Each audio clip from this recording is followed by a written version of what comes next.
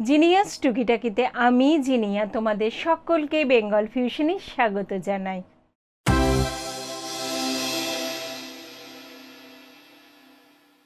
ছোট্ট সমস্যা ছোট্ট সমাধান।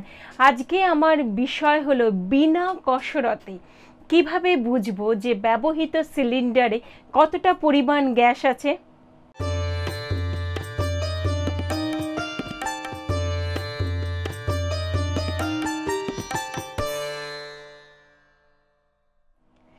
জানি বন্ধুরা, আমরা সবসময় একটা আতঙ্কে ভুগি, এই বোধহয় আমাদের গ্যাস শেষ হয়ে গেল, সিলিন্ডারের গ্যাসটা শেষ হয়ে গেল, রান্নাটা বোধহয় ঠিকমতো শেষই করতে পারবো না।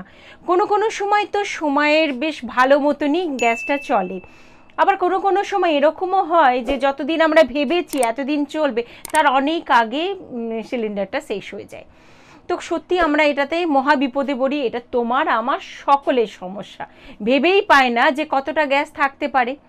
তোমাদের একটা ছোট্ট পরীক্ষা দিচ্ছি, সেইটা করে দেখো তো বন্ধুরা, আশা করছি তোমাদের ভীষণ উপকারে লাগবে। প্রথমে বলবো সিলিন্ডারের গাটা একটু পরিষ্কার করে মুছে নাও।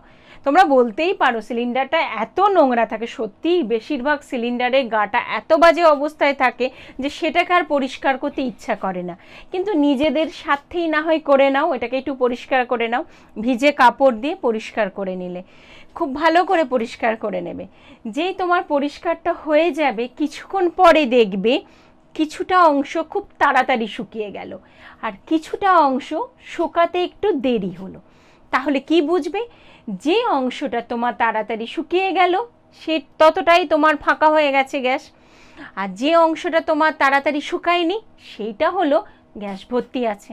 তার কারণ হচ্ছে গ্যাস সিলিন্ডারের মধ্যে তরল অবস্থায় থাকে আর ওইটার তাপমাত্রা তুলনামূলকভাবে ফাঁকা জায়গার তুলনায় কম থাকে, তাই শুকাতে একটু দেরি হয়।